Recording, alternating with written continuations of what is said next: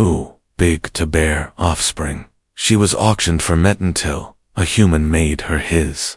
The air inside the alien market was thick with the smell of sweat, spices, and fear. Creatures of every size and shape stood in cages, their eyes dull and hopeless. Merchants shouted prices, buyers haggled loudly, and somewhere in the crowd, the sound of a whip cracked. In the largest cage stood a woman, unlike the others. She was taller than any alien in the hall, her shoulders broad, her muscles strong, and her skin a strange shade of bronze that glistened under the harsh market lights.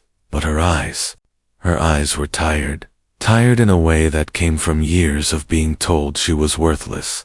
Her own people had abandoned her, saying she was too big to bear offspring, and in her society, that meant she had no value except as meat for the tables of the rich. The auctioneer, a fat, slimy creature with a voice like broken metal, banged his staff on the platform. Next up, he roared, a rare giant female, strong and healthy, perfect for roasting. Laughter echoed through the crowd. A few aliens shouted cooking jokes, talking about how much seasoning she might need. She didn't react. Her face was stone, but deep inside, she felt the sting.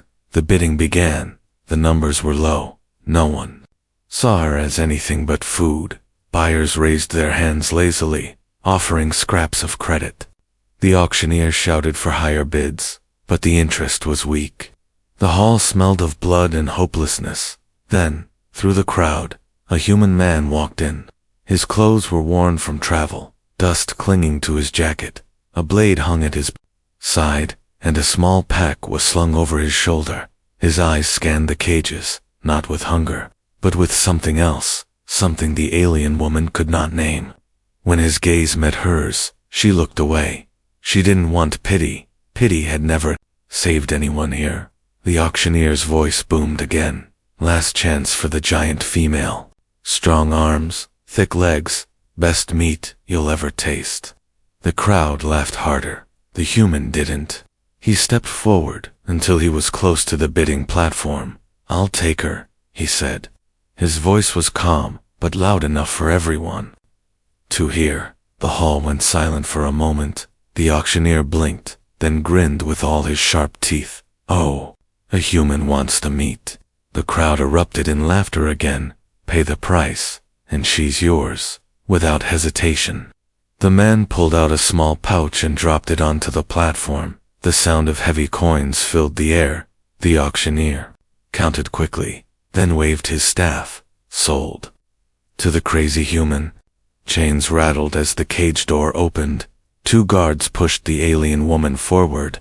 She stumbled, catching herself before she fell. Her eyes narrowed at the human. He didn't look at her with disgust, nor with desire. He looked at her like she was a person. As they walked toward the exit, a group of alien men blocked the way, their eyes full of mockery. "Hey, human," one sneered. "Wanna sell her back? We'll give you a good price for the meat." Another reached for her arm. The human moved before she could react. He stepped between them, his hand resting lightly on the hilt of his blade. His voice was low, but sharp as steel. "Move." The aliens hesitated, then stepped back with muttered curses. The woman glanced at him, surprised. No one had ever defended her before. They left the hall and entered the dusty streets outside. The air was fresher here, but she still felt the weight of the chains around her wrists. She finally spoke, her voice low and rough. "Why did you buy me?" He looked at her, as if the answer was simple. "Because you don't belong in a butcher's shop." Her steps slowed. She didn't know what to say. No one had ever spoken to her like that. She wasn't sure if she could believe him yet, but, for the first time in a long time, she felt something strange, something that almost felt like hope. The heat of the alien sun burned down on the dusty streets as they left the auction behind. She walked in silence beside the human, her chains clinking with each step. The crowd still whispered and laughed in the distance, their voices fading but never gone from her mind. She could feel their stares even now, as if their eyes were knives on her back. The human walked with an easy pace, not looking at her, or at the people who watched. It was as if none of it mattered to him. He stopped at a small market stall, bought a flask of water, and handed it to her. She hesitated, unsure if it was a trick, but his face stayed calm. She took it slowly and drank, the cool liquid sliding down her throat. They kept walking until the market stalls thinned out and the noise faded. Ahead, she saw a stable filled with strange, long-legged animals. The humans spoke briefly to the owner, then guided one toward her. It was clear he wanted her to ride. She frowned.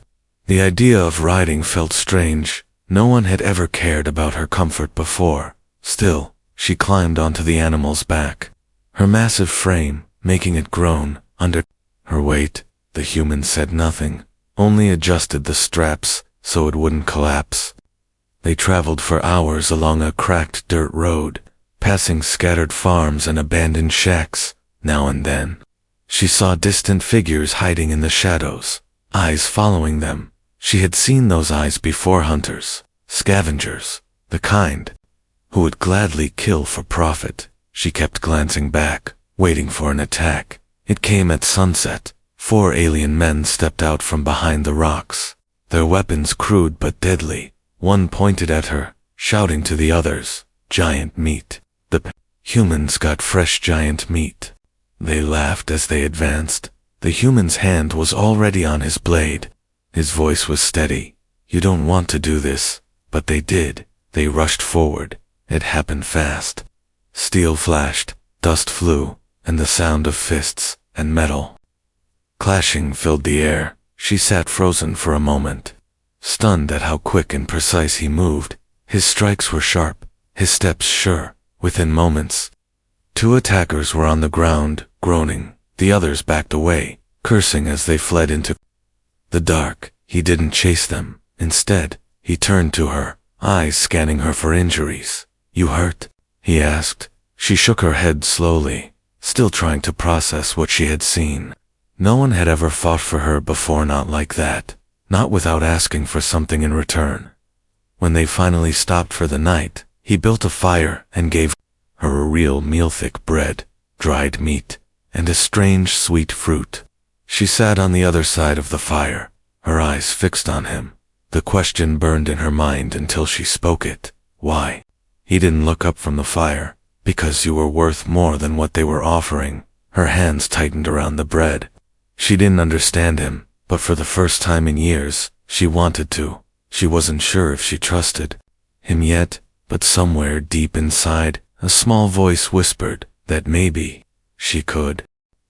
The morning came with a pale, cold light. A thin mist clung to the ground, making the road ahead look like it vanished into nothing. She rose from where she had slept, near the dying embers of the fire, the chains on her wrists cold against her skin. The human was already awake, packing supplies into his worn bag. He glanced at her only once before tossing her a piece of bread. No words, just a small nod toward the road. They walked for hours without speaking. The silence was not heavy, it was strange, but not cruel. She had known silence before, but it had always been filled with the weight of fear or shame. This one felt different, like the world had slowed down just enough for her to breathe. Around midday, the road narrowed into a rocky pass. The wind whistled through jagged cliffs, carrying faint echoes of movement. She felt the hairs on her neck rise. She wasn't the only one to notice. The human's hand shifted toward his weapon, his eyes scanning the shadows. The ambush came fast. Figures dropped from the cliffs above, their skin painted with dust to blend into the rocks. There were more of them this time, 7 at least. Armed with spears and blades, they didn't shout. They just advanced in silence, their eyes locked on her. She could smell their hunger, feel their intent. She knew this wasn't just about money. These were scavengers who would eat anything, and she was the largest prey they had ever seen. The first attacker lunged at the human, and in that instant, something inside her shifted. She had always been told she was too big, too clumsy, but now her size felt like a weapon. She swung her chained wrists like a hammer, striking one of the scavengers hard enough to send him crashing into the dirt. The human fought like before, precise, fast, every strike counting. But now, she fought too, kicking one man backward, blocking another's spear with her chains. The clash of metal and the grunts of effort filled the narrow pass. When it was over, the scavengers lay scattered on the ground, groaning or too weak to move. She stood breathing hard, her heart pounding. The human looked at her for a long moment, his expression unreadable. Finally, he said, "You fight well." No one had ever said that to her before. That night, as they camped beside a stream, she sat near him, still feeling the rush of battle in her blood. She told him, in broken words, about the day her clan decided she was useless, how they bound her and left her for the traitors. He didn't interrupt, didn't tell her she was wrong to feel what she felt. He just listened, for the first time. She thought maybe this journey wasn't just about him saving her, maybe she could save him too, in ways neither of them yet understood. The rain came without warning. A wall of dark clouds rolled over the hills, swallowing the weak sunlight. The wind carried the smell of wet earth and something sharper, fear. They had been walking through a stretch of low, broken villages, the kind that clung to the edge of survival. Roofs patched with scrap metal, walls leaning under the weight of years. As they passed one crumbling house, a sound cut through the rain, a thin, high cry, almost lost to the wind. The woman froze, her sharp ears catching it again. This wasn't the wail of a beast. It was the desperate scream of a child. The human didn't hesitate. He ran toward the sound. Mud splashing under his boots, she followed, her long strides carrying her to the edge of a collapsed building. A small alien child lay trapped under a heavy beam, its tiny hands clawing weakly at the dirt. Without waiting for orders, she bent down, her massive hands gripping the wet wood. The beam was heavy, but to her, it was nothing.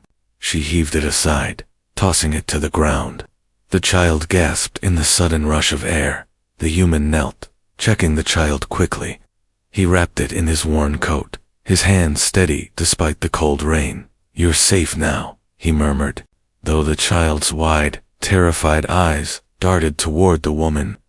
By the time they carried the child back to the village square, a crowd had gathered. Faces hardened the moment they saw her. Murmurs spread like fire through dry grass, accusations, suspicion.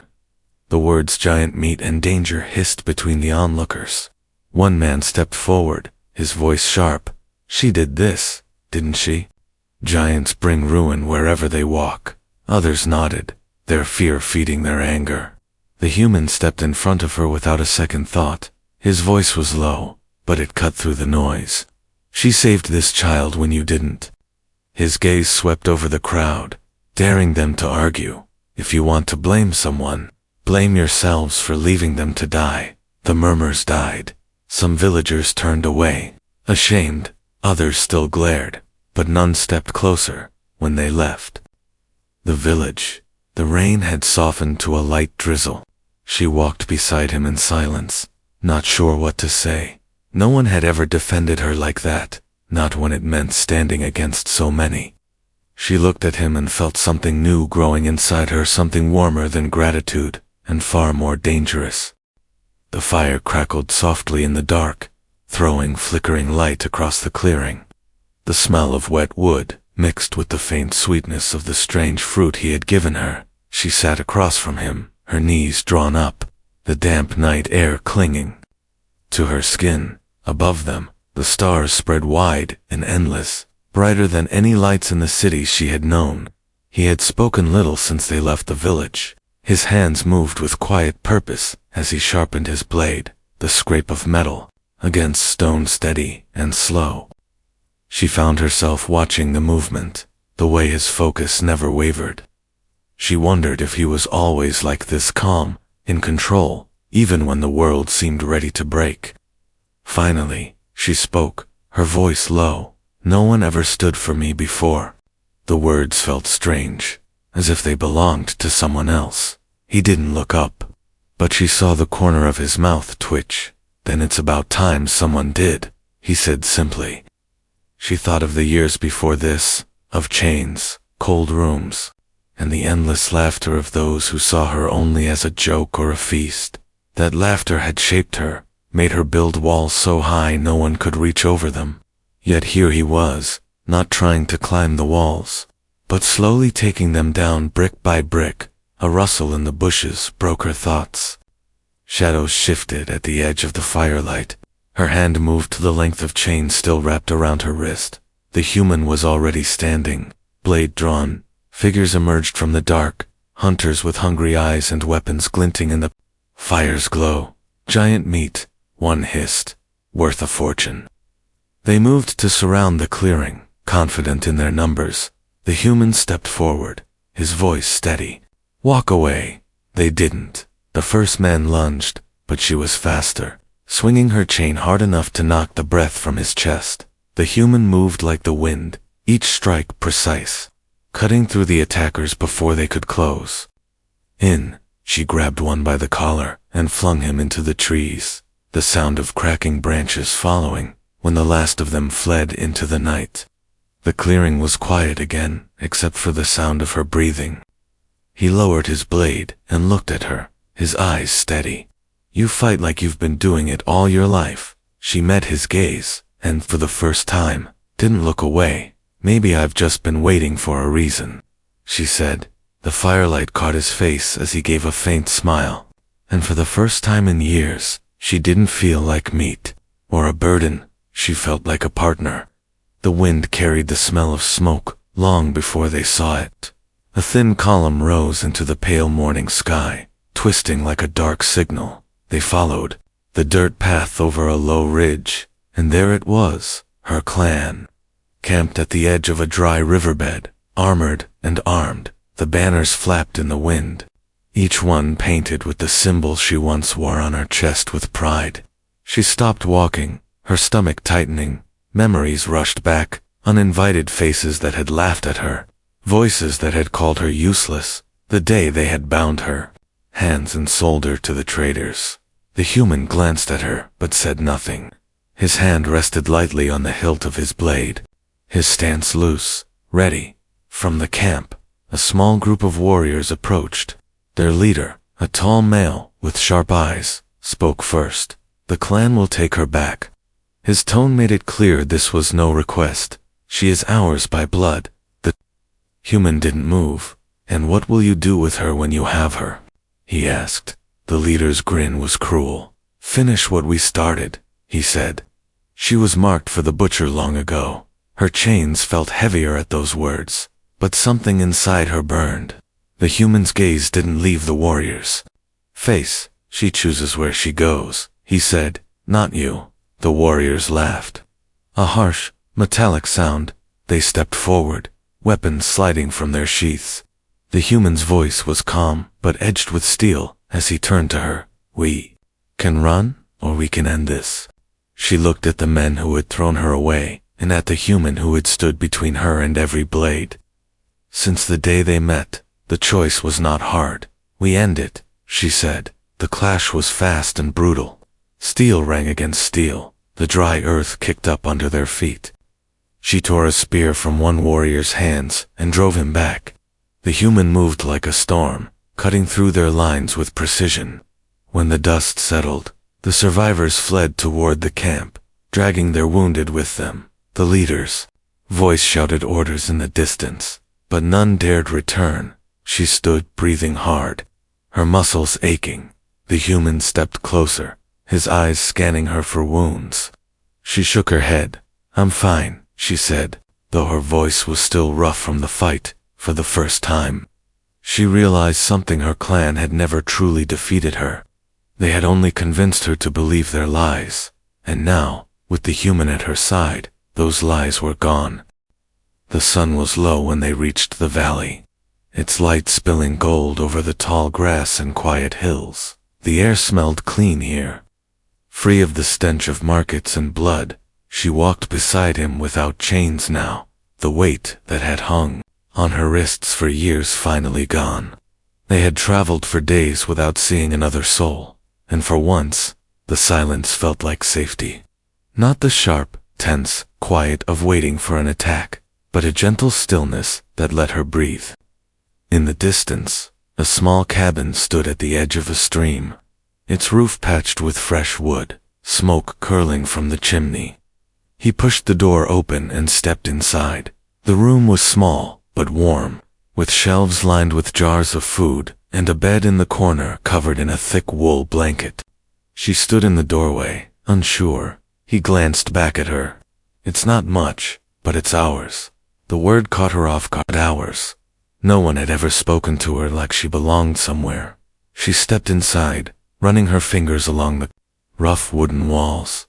It was solid, real, nothing like the cages she had known. Days passed, and the rhythm of life shifted. They worked the land together. Her strength lifting beams and hauling water with ease, his skill fixing tools and repairing walls. At night, they sat by the fire, sometimes talking, sometimes just listening to the stream outside. One evening, as the sky faded to deep blue, she set down the basket she had been carrying and walked to where he sat. Her hand rested on his, her voice quiet but steady. "You didn't buy me," she said. "You saved me." He looked at her for a long moment before shaking his head slightly. "No," he said. "You saved yourself. I just gave you the chance."